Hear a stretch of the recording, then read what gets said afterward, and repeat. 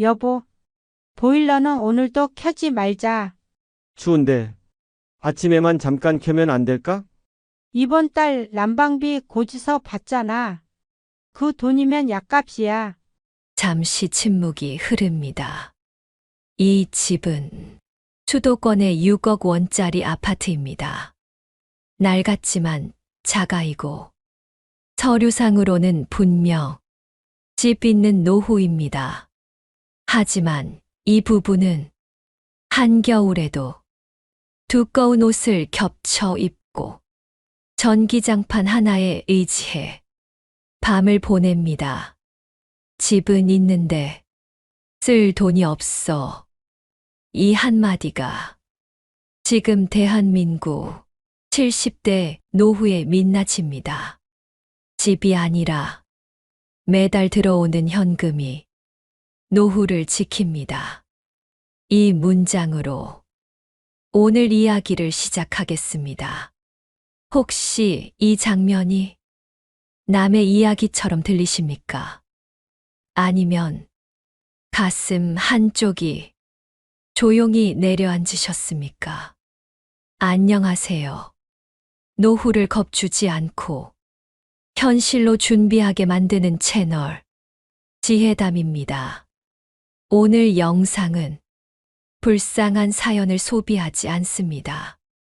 왜 이런 일이 생겼는지, 그리고 지금부터 무엇을 바꾸면 70세 이후에도 품격 있는 노후를 만들 수 있는지 숫자와 선택지로 차분히 보여드립니다. 끝까지 보시면 이런 질문에 스스로 답할 수 있게 됩니다. 나는 지금 매달 얼마로 살고 있는가? 이 구조로 5년 뒤도 버틸 수 있는가? 집을 팔지 않고 현금을 만들 방법은 없는가? 이 영상은 막연한 불안을 구체적인 점검표로 바꿔 드릴 겁니다. 이런 이야기가 앞으로의 삶에 도움이 되신다면 지금 이 순간 구독과 좋아요로 지혜담과 함께 해 주십시오. 이 작은 선택이 여러분의 노후 준비에 큰 힘이 됩니다. 자, 이제 본격적으로 들어가 보겠습니다. 왜 우리는 집만 있으면 노후는 괜찮다는 말을 너무 오래 믿어왔을까요? 예전에는 집값이 오르고 자식이 부모를 돕는 것이 자연스러웠으며 병원비도 지금처럼 한 번에 크게 나오지 않았습니다. 하지만 지금은 다릅니다. 집이 있어도 매달 빠져나가는 돈은 늘었고 관리비와 세금, 수리비는 해마다 무겁게 쌓입니다. 자녀 세대는 대출과 교육비에 묶여 부모를 도울 여력이 없고 70세 이후에는 의료비와 돌봄 비용이 어느 날 갑자기 난방비 고지서처럼 툭 떨어집니다. 그래서 오늘 이야기의 결론은 처음부터 분명합니다. 집의 가격이 아니라 매달 통장에 얼마가 들어오느냐가 노후의 안전을 결정합니다. 다음 이야기부터는 통계에는 잘 나오지 않는 진짜 노후 지출, 그리고 대부분의 가정에서 왜 매달 적자가 생기는지 현실적인 숫자로 하나씩 풀어드리겠습니다. 지금부터 여러분의 노후를 다시 계산하는 시간을 시작합니다. 연금이 있으니까 그래도 기본은 되겠지. 많은 분들이 이렇게 생각하십니다. 실제로 통계도 그렇게 말합니다. 통계청 자료를 보면 노인 가구의 월 평균 생활비는 약 147만 원. 이 숫자만 보면 생각보다 적네 싶으실지도 모릅니다. 하지만 여기엔 아주 중요한 돈이 빠져 있습니다. 그 돈은 매달 나가는 돈만 계산한 거야. 갑자기 드는 큰 돈은 통계에 잘 안 잡혀. 현실의 노후는 평균으로 살지 않습니다. 사람은 아플 때 몰아서 아프고 돈은 필요할 때 한 번에 나갑니다. 가장 먼저 등장하는 것이 치과비입니다. 임플란트 하나에 150만 원, 2개면 300만 원, 틀니까지 가면 수백만 원이 한 번에 나갑니다. 지금은 괜찮아도 언젠가는 해야 한다는 돈입니다. 그 다음은 검사비와 약값입니다. CT, MRI, 각종 혈액 검사, 보험이 있어도 본인 부담금은 남습니다. 여기에 고혈압, 당뇨, 관절약처럼 매달 빠져나가는 만성질환 약값이 붙습니다. 한 달에 5만 원, 10만 원이 작아 보이지만 1년이면 수십만 원입니다. 그리고 가장 많은 분들이 계산해서 빼놓는 돈이 돌봄 비용입니다. 몸이 불편해지면 주야간 보호센터, 요양 서비스, 방문 간호 같은 선택지가 필요해집니다. 국가 지원이 있어도 본인 부담은 남고 그 비용은 한 달에 수십만 원에서 100만 원 가까이 튀어오르기도 합니다. 이제 한번 실제로 계산해 보겠습니다. 부부 기준으로 국민연금과 기초연금을 합쳐 월 180만 원이 들어옵니다. 겉으로 보면 통계보다 조금 여유 있네 싶습니다. 하지만 나가는 돈을 차례로 놓아보면 이렇게 됩니다. 관리비와 공과금, 겨울 난방비까지 합쳐 30만 원, 식비와 생활비 50만 원, 통신비, 보험료, 차량 유지비 20만 원, 약값과 병원비 평균 20만 원. 여기까지 오면 이미 120만 원입니다. 문제는 여기서 끝이 아니라는 점입니다. 치과비, 검사비, 경조사비, 예상 못한 수리비가 한 번만 나와도록 그 달은 바로 적자입니다. 그래서 많은 가정에서 이런 말이 나옵니다. 평소엔 버티는데 한 번 아프면 확 무너져. 이게 바로 현금 빈곤의 구조입니다. 집값은 그대로인데 통장은 조금씩 마르는 상태. 이때 사람들은 마음이 급해집니다. 집을 팔아야 하나? 대출을 받아야 하나? 누가 돈 불려준다는 말이 있는데. 하지만 이 선택들이 노후를 더 위험하게 만드는 지름길이 되는 경우가 너무 많습니다. 그래서 오늘 영상은 여기서 멈추지 않습니다. 다음 이야기에서는 연금도 올랐다는데 왜 체감은 없을까? 좋아진 제도가 있는데 왜 여전히 빠듯할까? 이 질문을 정확히 풀어드리겠습니다.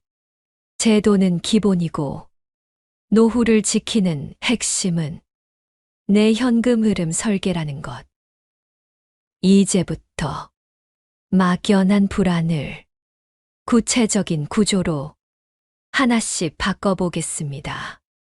그래도 연금이 조금씩 오르긴 했잖아. 이 말 요즘 많이 들립니다. 뉴스에서도 이렇게 말합니다. 기초연금 인상, 국민연금 수령액 증가, 노인복지 확대. 분명히 좋아진 뉴스입니다.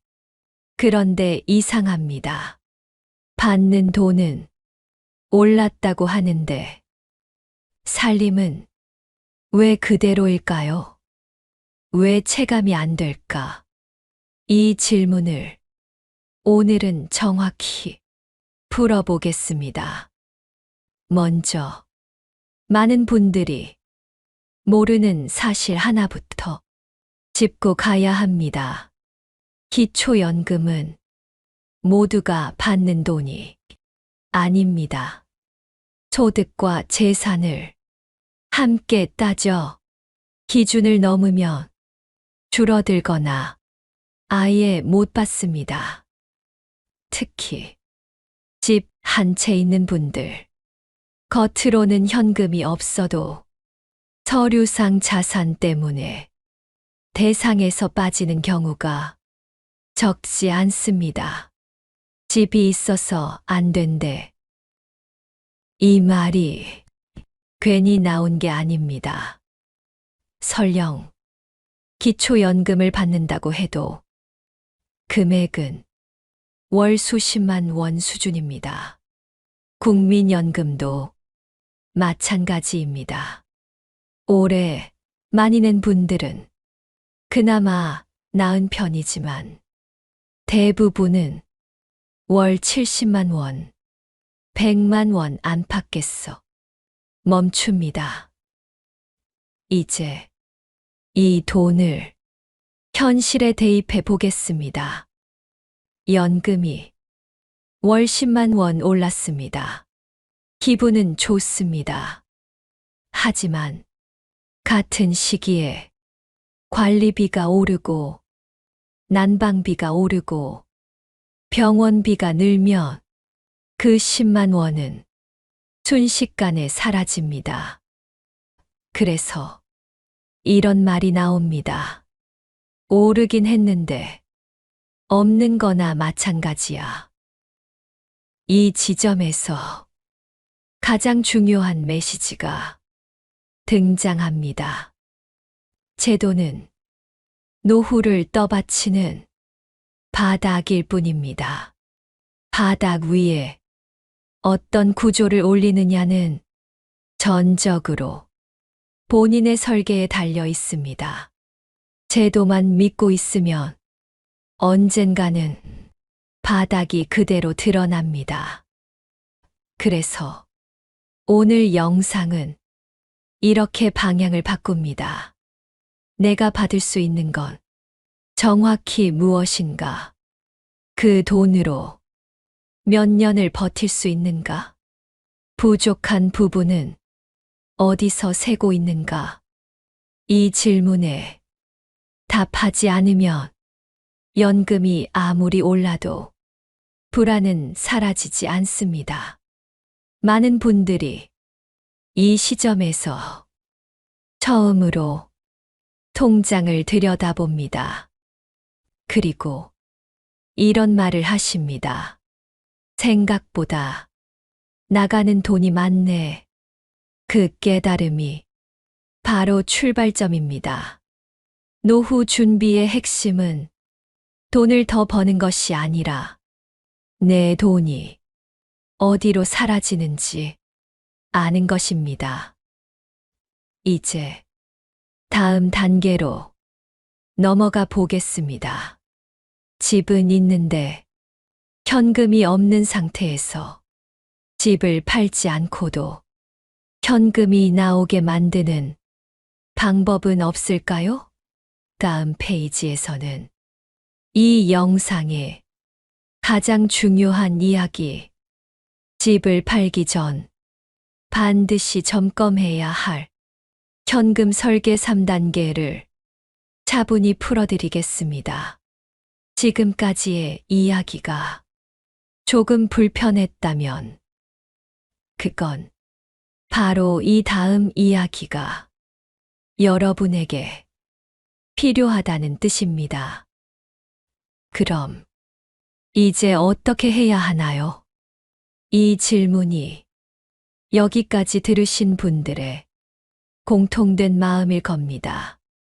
집은 있는데 현금이 부족한 상태에서 가장 먼저 떠오르는 선택은 대개 이렇습니다. 집을 팔아야 하나, 대출을 받아야 하나, 누가 투자로 불려준대. 하지만 70세 이후의 선택은 빠를수록 좋은 게 아니라 안전할수록 좋습니다. 그래서 오늘 영상은 아주 단순한 원칙 3가지만 먼저 세웁니다. 첫째, 새는 돈부터 막는다. 둘째, 부족한 만큼만 고정 수입을 만든다. 셋째, 큰 병과 돌봄 위험을 미리 대비한다. 이 순서를 바꾸지 않는 것이 무엇보다 중요합니다. 먼저, 새는 돈부터 보겠습니다. 많은 분들이 나는 아끼며 산다고 말씀하십니다. 하지만 막상 적어보면 이런 돈들이 그대로 남아 있습니다. 잘 쓰지 않는 보험, 중복된 특약, 오래된 요금제, 습관처럼 내는 회비, 한 달에 몇만 원씩은 눈에 잘 띄지 않습니다.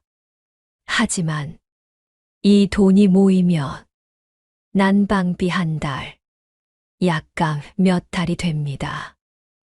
그래서 가장 먼저 할 일은 돈을 늘리는 게 아니라 돈이 빠져나가는 구멍을 줄이는 일입니다.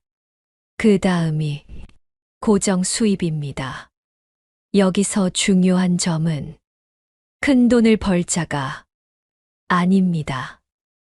노후에는 많이 버는 것보다 매달 들어오는 돈이 끊기지 않는 것이 훨씬 중요합니다. 이 지점에서 많은 분들이 주택연금을 떠올립니다. 집을 팔지 않고 평생 살면서 매달 현금을 받는 구조. 모든 분께 정답은 아니지만 조건이 맞는 분들에게는 강력한 선택지가 됩니다. 중요한 것은 할지 말지보다 내가 해당되는지 정확히 아는 것입니다. 그 외에도 부분 임대, 작은 방 하나 활용, 주거 형태 조정처럼 큰 위험 없이 조금씩 현금을 만드는 방법들이 있습니다. 여기서 반드시 기억해야 할 경고가 하나 있습니다. 원금 보장에 고수익을 함께 말하는 사람은 노후의 적입니다. 70세 이후에는 잃지 않는 것이 버는 것보다 100배 중요합니다.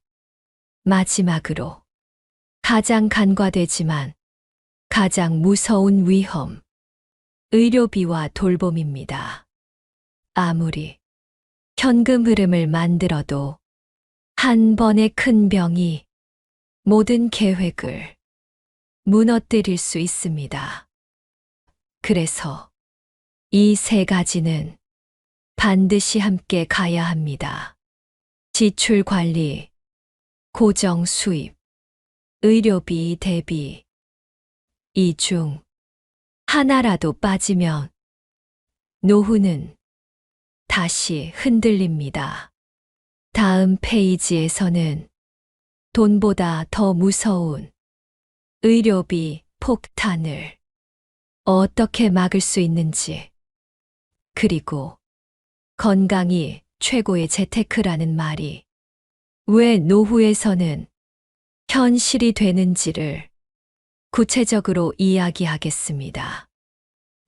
이제 돈 이야기의 절반을 넘었습니다. 다음 이야기가 여러분 노후의 진짜 방향을 결정하게 될 겁니다. 다음 페이지에서 계속 이어집니다. 돈이 있으면 병은 해결되지 않나요? 많은 분들이 이렇게 묻습니다. 하지만 노후 현장에서는 정반대의 말이 나옵니다. 아플 때는 돈이 있어도 무섭다. 이 말은 과장이 아닙니다. 70세 이후의 의료비는 예측이 어렵고 한 번 시작되면 생각보다 오래 갑니다. 처음에는 가벼운 통증입니다. 좀 쑤시네. 요즘 유난히 피곤해. 그러다 병원을 찾고 검사를 하고 약이 늘어납니다. 여기까지는 아직 버틸만 합니다. 문제는 넘어지는 순간입니다. 낙상 한 번, 입원 한 번이 노후 재정을 완전히 바꿔 놓습니다. 병원비보다 더 무서운 것은 그 이후입니다. 혼자 생활이 불편해지면 돌봄이 필요해집니다. 주야간 보호센터, 방문 요양, 간병인. 이 비용은 한 달에 수십만 원에서 100만 원 이상까지 순식간에 올라갑니다. 그래서 노후 재정의 진짜 승부는 벌이가 아니라 의료비 관리력입니다. 이제부터는 돈을 쓰는 관점도 바꿔야 합니다.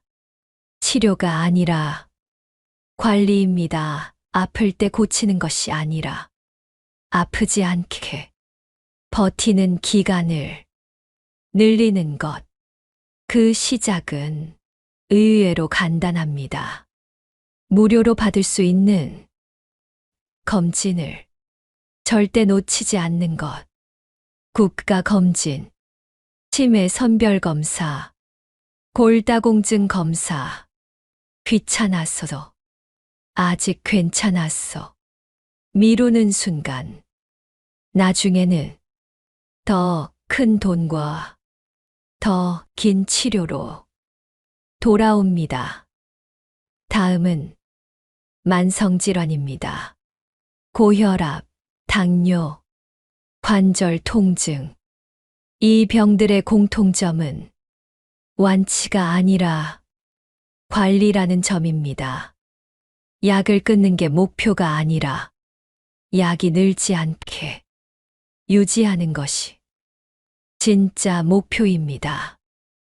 여기서 가장 중요한 습관은 비싼 운동이 아닙니다. 헬스장도 아니고 기구도 아닙니다.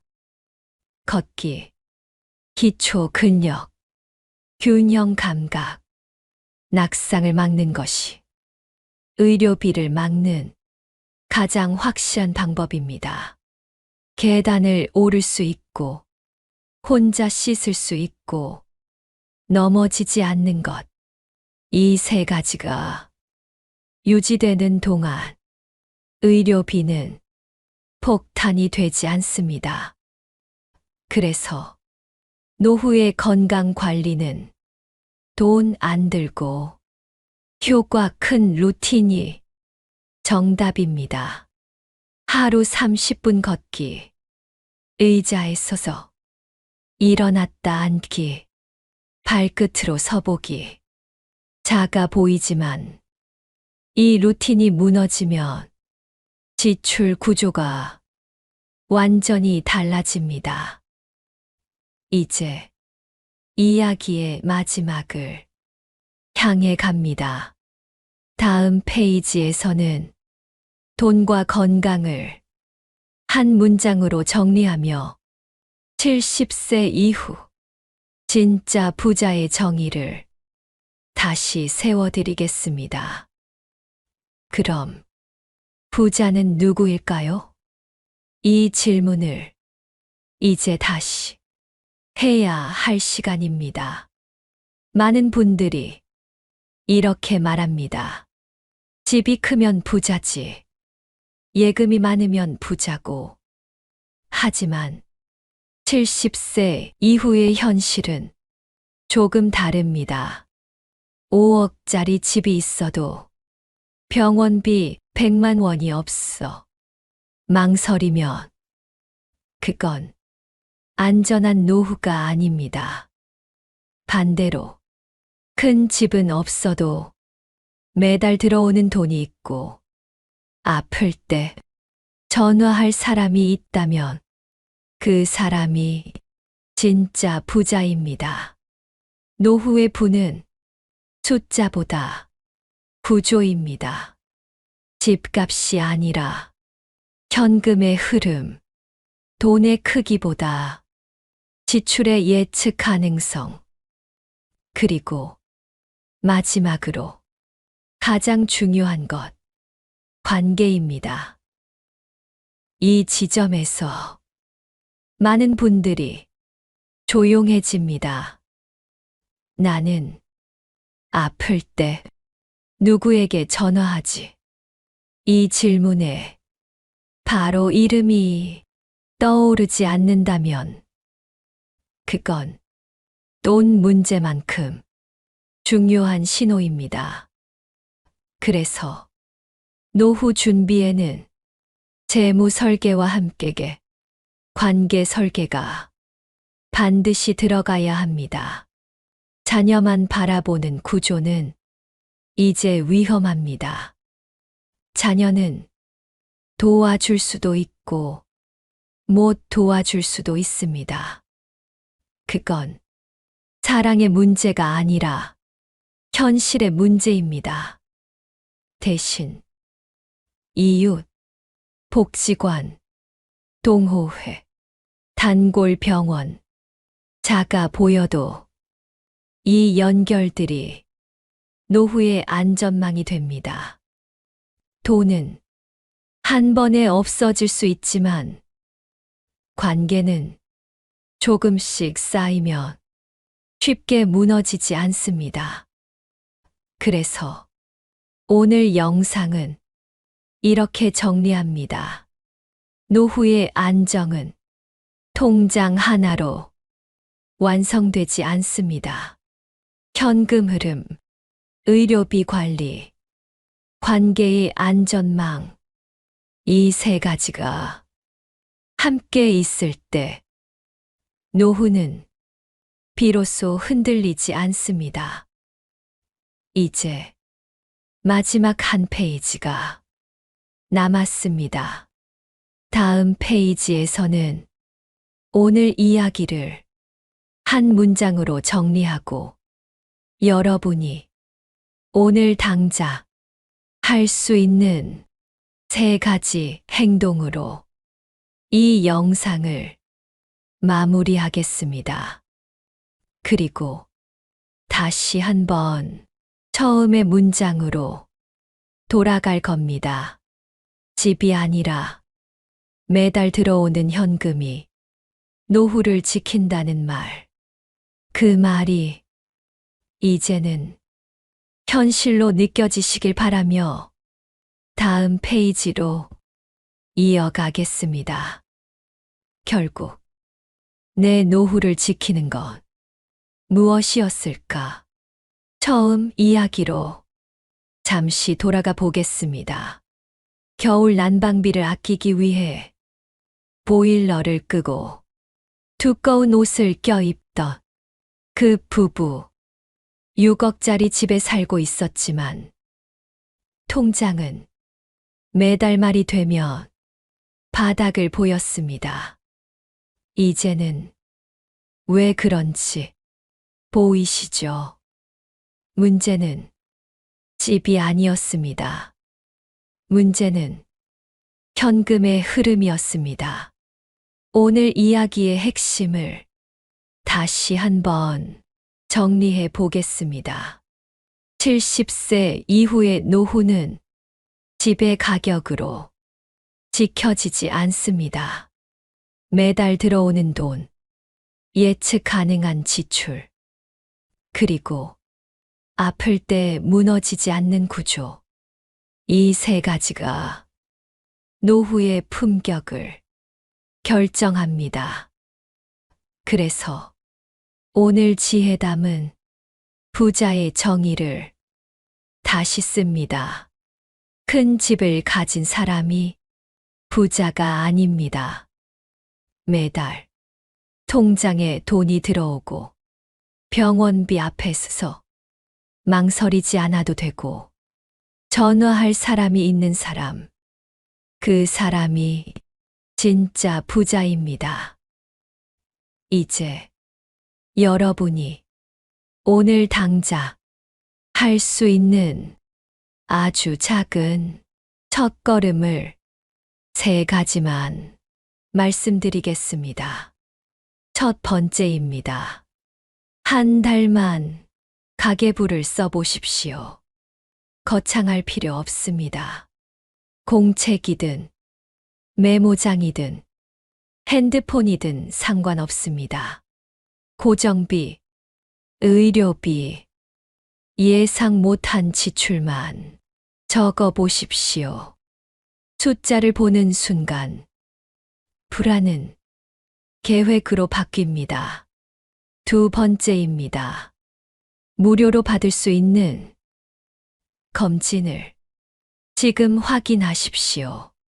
국가건강검진, 치매 선별검사, 골다공증 검사. 아직 괜찮을 때 받는 검진이 가장 싼 보험입니다. 세 번째입니다. 관계의 안전망을 하나만 만드십시오. 복지관 프로그램, 동호회, 단골병원, 이웃 한 사람. 아프면 누구에게 전화하지? 이 질문에 이름 하나가 떠오르면 그걸로 충분합니다. 노후 준비는 대단한 결심이 아니라 작은 점검에서 시작됩니다. 오늘 이 영상이 끝난 뒤 통장을 한번 열어보고 검진 날짜를 확인하고 전화번호 하나를 저장하는 것. 그것만으로도 여러분의 노후는 조금 더 단단해집니다. 마지막으로 이 문장을 다시 한번 전해드리겠습니다. 집이 아니라 매달 들어오는 현금이 노후를 지킵니다. 이 문장이 오늘 이후로 여러분의 선택을 조금이라도 바꿔놓기를 바랍니다. 지금까지 지혜담이었습니다. 이런 이야기가 앞으로의 삶에 도움이 되셨다면 구독과 좋아요로 지혜담과 계속 함께 해 주십시오. 여러분의 노후가 불안이 아니라 준비가 되도록 지혜담은 다음 이야기로 다시 찾아뵙겠습니다. 감사합니다.